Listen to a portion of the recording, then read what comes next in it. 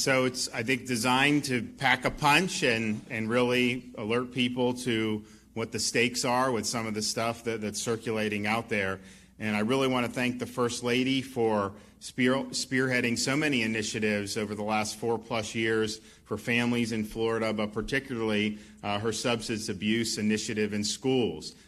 She's worked with our Board of Education to ramp up efforts in schools to promote resiliency in our students, which is really important in helping to prevent drug abuse.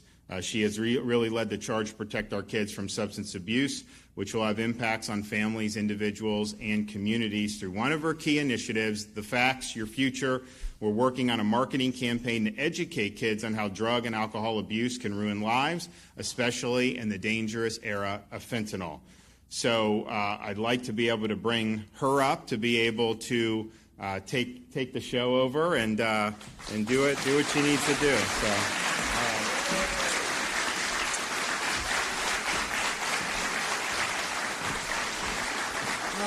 Thank you.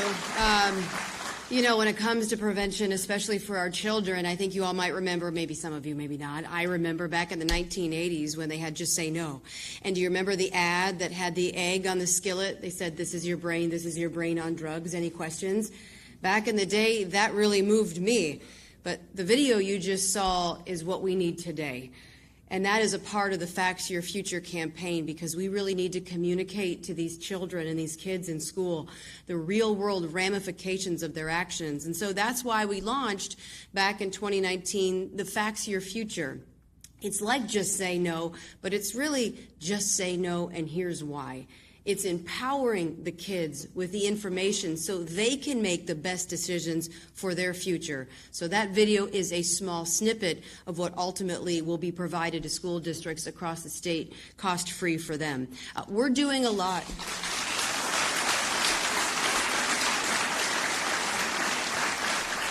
We're really doing a lot as you look at all of the threats that are coming into the United States. The governor talked about the porous southern border, enough fentanyl coming across in the last 2 years to kill every single American in the United States 5 times over. We have to tell our children that when they think they're taking something like a Xanax, which we don't recommend, but if they are doing that, and it's laced with fentanyl, that's it. That's the end of their life. There's no do-overs. And so we need to give them that information to empower them.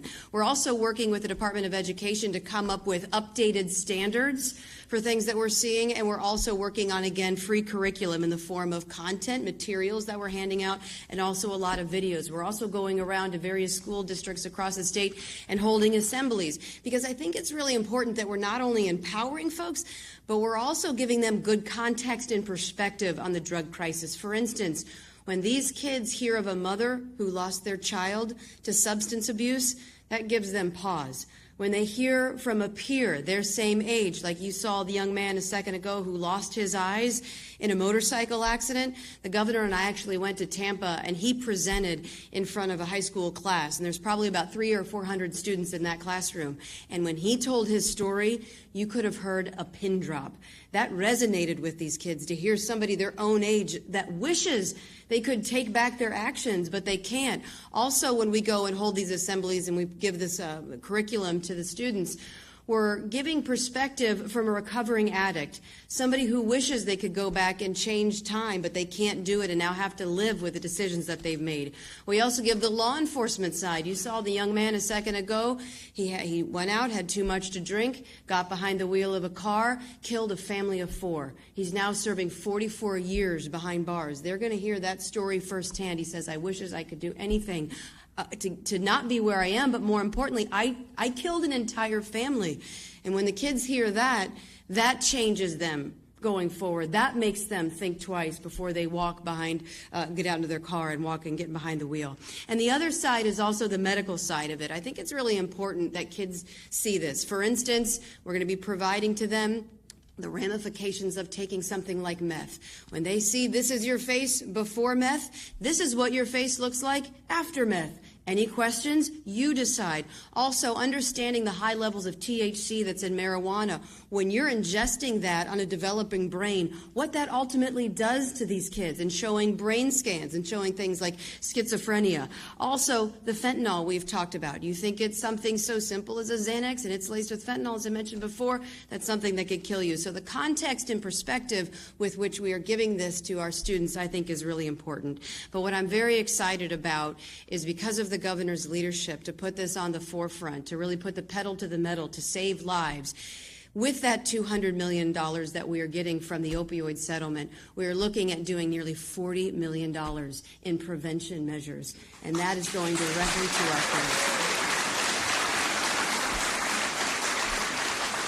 So I want to thank you as a mother of a 6-year-old, a 4-year-old, and a 2-year-old, where a day doesn't go by where we think about what is it going to be like when we send them out to go to school and to engage in society and to make friends and to grow up. We want to equip them with the facts so that they can make sure that they have a productive, happy, and fruitful future. With that, I want to invite up now, mentioned a second ago, Dr. Shepke, who is who has done, I don't even know where to start with everything he's done in this initiative, but he serves as the Deputy Secretary for Health. He's also a board-certified emergency medicine physician, and he has a subspecialty of EMS and has an extensive background in EMS management, and has been doing yeoman's work when it comes to creating this core initiative that is just seeing unbelievable results across the state of Florida.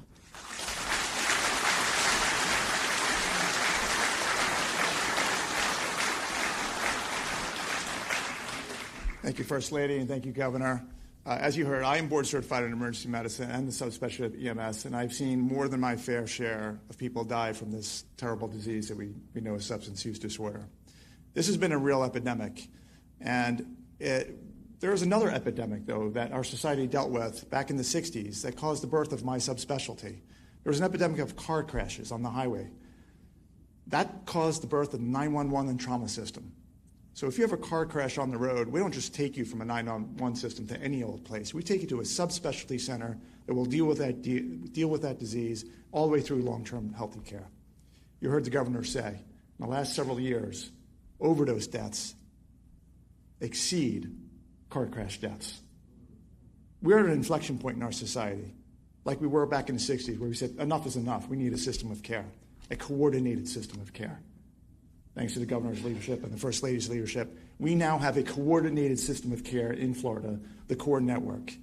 And every time we mimic that trauma system, where we have a coordinated system of care, we see a drop in the death rate and a drop in the morbidity rate. In 2021, we lost over 8,000 Floridians to overdose, the vast majority due to opioids. Since 2015, the death rate from fentanyl has gone up nearly 800%. We see on advanced neuroimaging the changes in the brain that cause a chronic, lifelong disease. And we need to manage this life-threatening chronic disease like all other chronic life-threatening diseases. So now, with the coordinated opioid network, when 911 is called, the EMS will arrive with specialized training and protocols, take you not just to any ER, but to an ER where there's staff that specializes in this disease with multiple specialties, peer support, and then they will manage whatever comorbidities you have, maybe mental health problems, maybe hepatitis C, which we can cure now, maybe HIV. And then when you're done being stabilized, they don't just tell you, hey, follow up somewhere. They will navigate you through a system of care, whatever it is, individualized plan of care to make sure that all your needs are taken care of and you're supported to a good, healthy outcome. But we don't just treat diseases, we prevent diseases as well. Fortunately, our governor and our First Lady, they get it. And the Facts Your Future gives our students across our state the information and the tools they need to prevent getting this disease to begin with.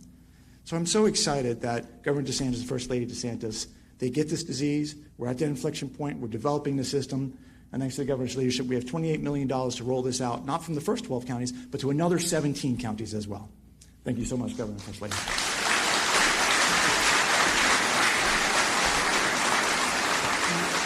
And one of the things about the CORE initiative that has been so just unbelievably transforming is that when people are suffering from addiction and they're going into this process and they're getting the navigation model, they're also speaking with peers who have been in their shoes and have that perspective, and then gives them hope. And so that's been a big game changer too. With that, I also want to invite up Jenna Shinholster. You saw her in the video a second ago. She has a pretty incredible story of resilience and overcoming adversity.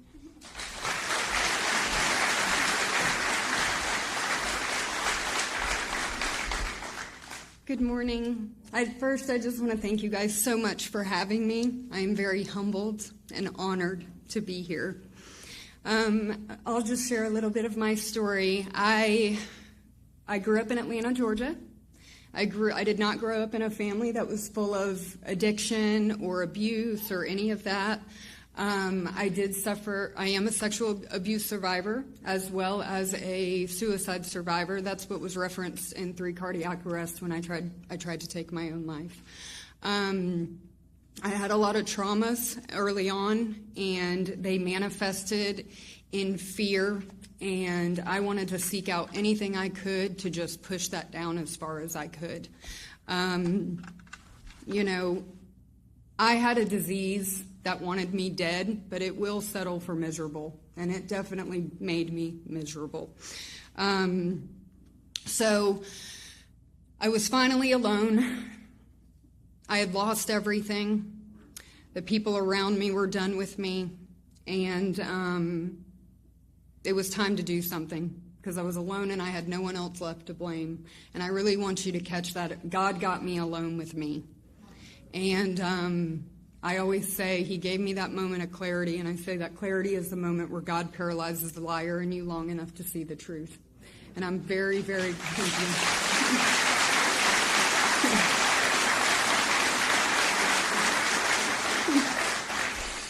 So I got in the program, and I did the work that was laid in front of me. And one day at a time, my life started to change. I met my wonderful husband, Jason Shinholster, and we still pinch ourselves for the life that we have today. And he is now a care pastor over at Impulse Church. I get to work with our youth, which I am so honored to do, and I really believe that that's the thing that's going to help save some of these youth, is getting this conversation started, because this conversation is so important. And I think when the conversation is being had, it takes the fear out of them asking for help because they have the identification. And I'm so honored to be here today. I'm so honored that God has given us the life that he has given us. His mercies are new every morning. And there's hope for all of us. And I thank you so much for letting me be here. And I'm grateful for the work that Casey is doing. This is such an important thing. We also my husband works in the prison systems, and even in those situations, just getting that conversation started so they have hope and they can come out of high school or prison and have hope and have a new future and a new life. So thank you very much.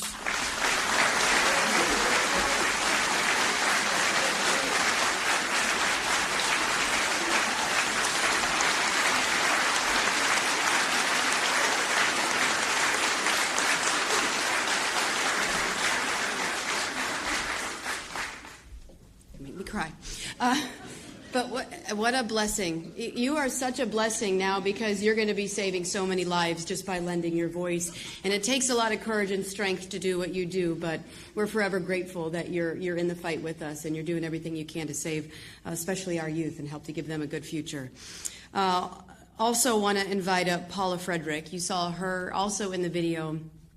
She has a story that, of course, no parent ever wants to hear, and that is that you lost your child to fentanyl. And she has a lot of courage and strength as well to come up here to share her perspective and to talk about what it's like to lose a child, but also trying to help other parents learn the warning signs and symptoms so that they never have to go down a road that she went down.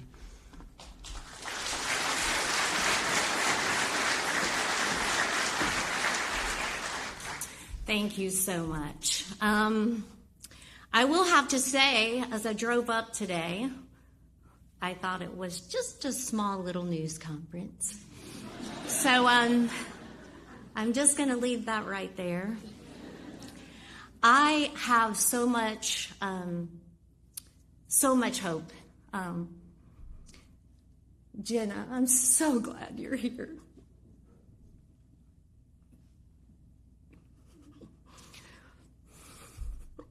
I stand here today, and I will stand here until I die, making sure and helping so that not another mother goes through this.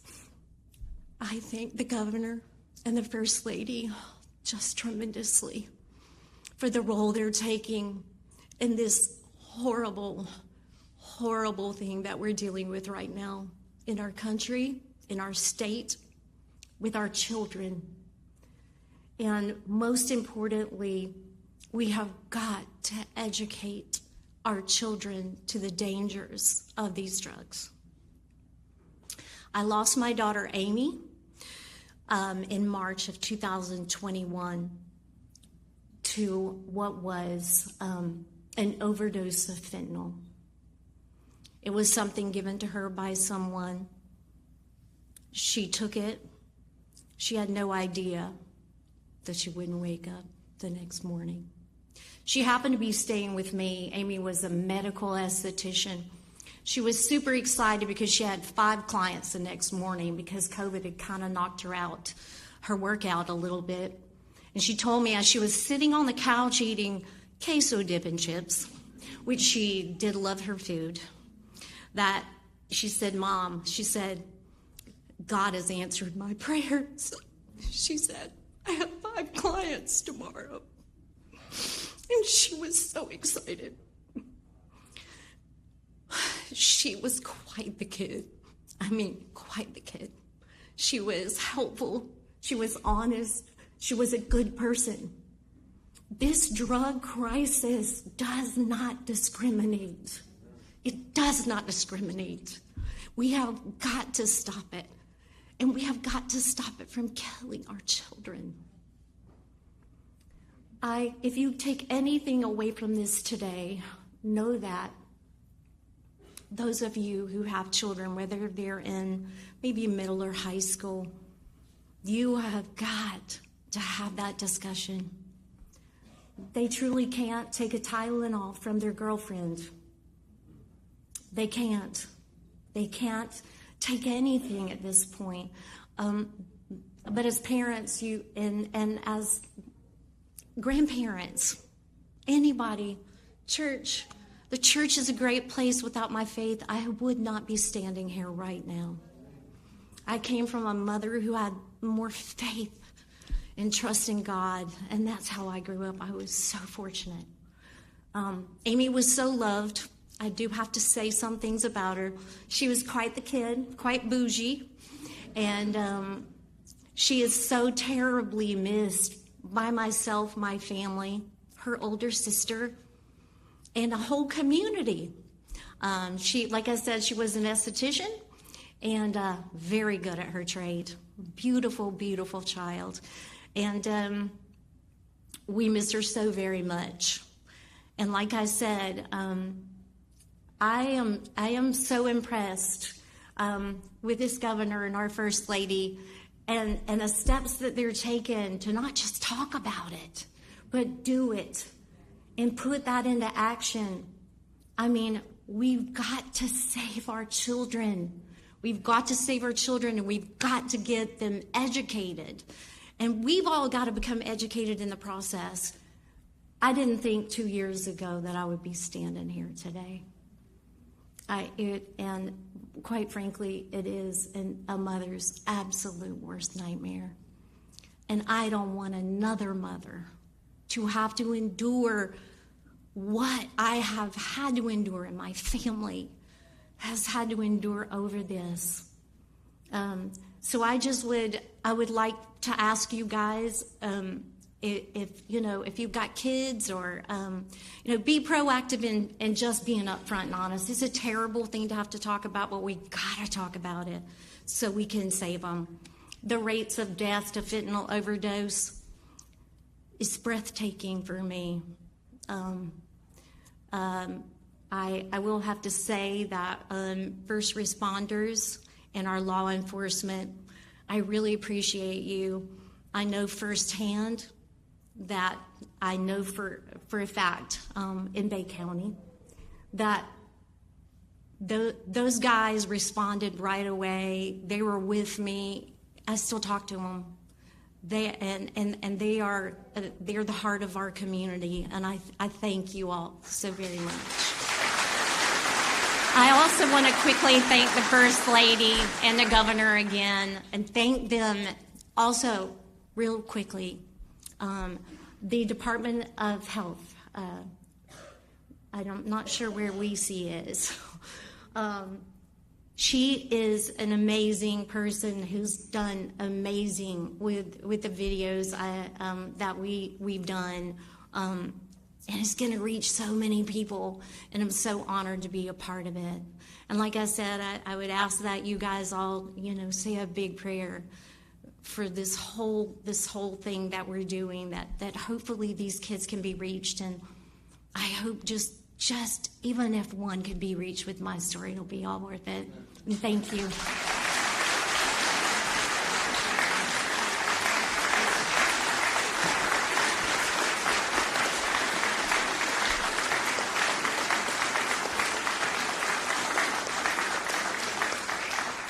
Jen, one thing that you should know about the governor and myself, and of course the great teams that support his efforts, is that we are on a mission to save lives, especially with our children, and we're not going to rest until we make sure that we're doing everything in our power to try to prevent something that like happened to you and your family from happening to somebody else.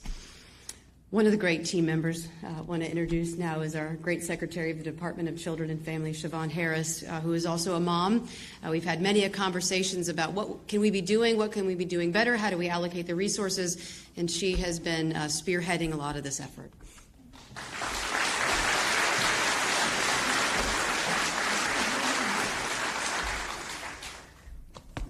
Thank you, First Lady and Governor, and good morning to everyone. It's a tremendous honor to stand alongside the Governor and the First Lady who have valiantly led the state of Florida in the fight against the opioid epidemic. The Governor and the First Lady have been relentless advocates on this topic. They not only recognize the magnitude of the opioid epidemic, they also have deployed an aggressive, multi-pronged approach to address it. By lending their voice to this critical issue, they have elevated awareness and helped to eliminate the stigma that historically has kept individuals from seeking care. At DCF, we take our responsibility very serious when it comes to providing high-quality addiction and substance abuse treatment. And as a result of this settlement, we'll be able to increase life-saving prevention, treatment, and recovery services. We'll be able to surge funding for prevention campaigns like the Facts Your Future. The video just displayed was sobering, as it should be. Its impact will reach many, many youth and adults alike. And as a mom of two, as the First Lady just said, a mom of two teenagers, I'm immensely grateful for your aggressive push when it comes to prevention. Through the Office of Opioid Recovery, Florida will be able to continue to lead the nation in deploying new evidence-based, data-driven strategies to address the epidemic. We'll remain among the best when it comes to prevention programming, and we will leverage the state's top-notch universities to conduct cutting-edge research, the results of which will allow us to stay ahead of the curve. We're also excited about the expansion of the Coordinated Opioid Recovery Network into additional counties. Addiction is an isolating disease when someone is in the depths of it, and the steps to achieve recovery can almost seem insurmountable. That's where CORE comes in. This first-of-its-kind initiative aims to break the cycle of addiction that has taken so many lives and connects individuals with the right care at the right time to ensure long-term sustainable recovery. In short, we will save lives, because of all of these efforts, and this announcement should clearly and without a doubt demonstrate the commitment that our leaders have in protecting the residents of this state and ensuring we have the resources necessary to offer a robust array of services in our behavioral health system when individuals need it most. Thank you so much.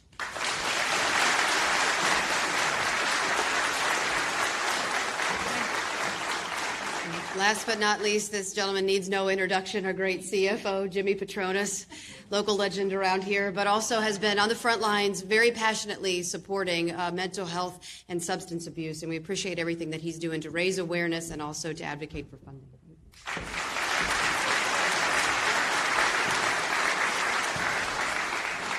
Good morning. I was just whispering to the governor and first lady the irony of where we are today. Last time I was in this building, it wasn't a church. Really? You know, it's and just how it's all come full circle, and how just appropriate we're here today. You know, it touches everybody. It touches everybody. I appreciate the governor and first lady. There'll probably be about 6 different places the rest of this week or this rest of the day for different advocacy. And one thing that I've seen, so this is the third governor I've got to work with, and what I've really appreciated, what I've seen here, is I've got to be kind of up close. I've gotten good seats watching this show, and this guy doesn't like fixing problems. He'd rather prevent problems. You know, it's no different what we've seen as he has fought against the challenges of what we've seen in Washington, D.C. with the border crisis. You're hearing the numbers of what's happening with fentanyl.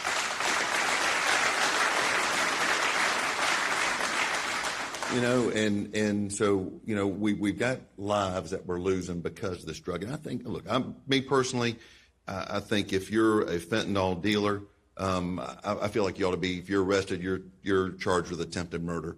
Because as what we've seen,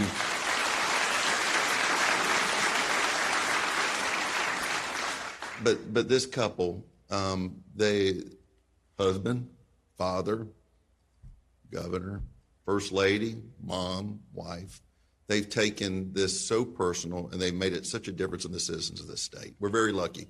We're very lucky. But I appreciate how much they lean in, not to fix problems, but to prevent problems.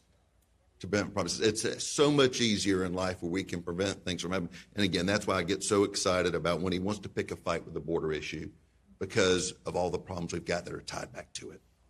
I get to be the state fire marshal. I get to spend a lot of time with our first responders, and I see the countless sacrifices these men and women make. And we just had in Alachua County last night, we had a deputy who took his life to suicide. Our first responders work 24/7, 365, around the clock, through Christmas, through anniversaries, through Valentine's Days, you name it, dealing with so many challenges that, you know, for me personally, I say we take for granted. And again, what does the governor do? He's constantly leaning forward with bonuses, dollars, recruitment. And I guarantee if you talk to these deputies right here in the back that they got the bonus check from this administration. It was, the money probably wasn't as big of a deal as the appreciation was to the morale of what you do and you put on that uniform.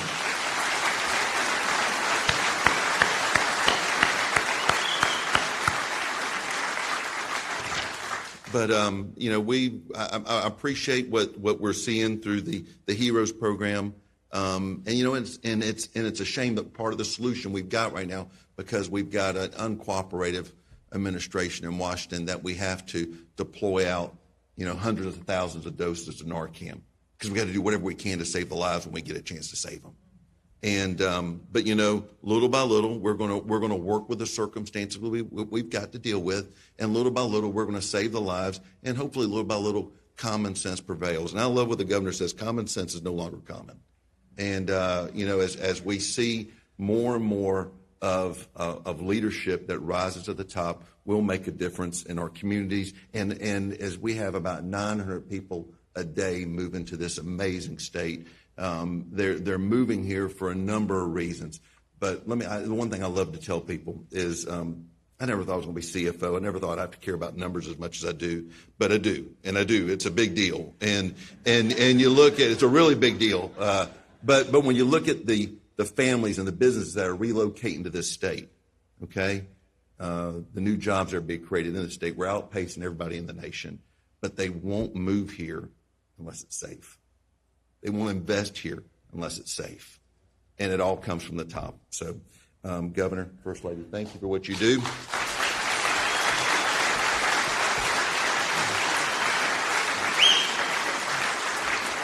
I told people the other day I did a Fox News hit. It's exciting, Fox News calls, and I thought, man, I'm all prepared for all these things they want to talk about. They don't want to talk about me. They want to talk about you.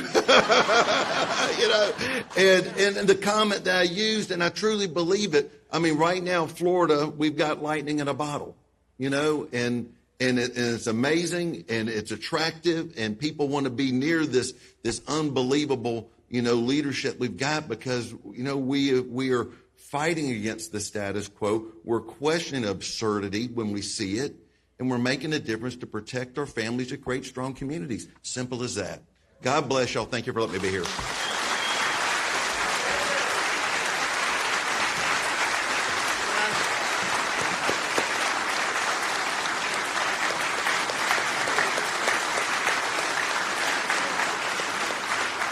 So proud of what you've done, Jimmy, and we appreciate everything. And you know what? I just have to say, I am so darn proud to be a Floridian, because, right?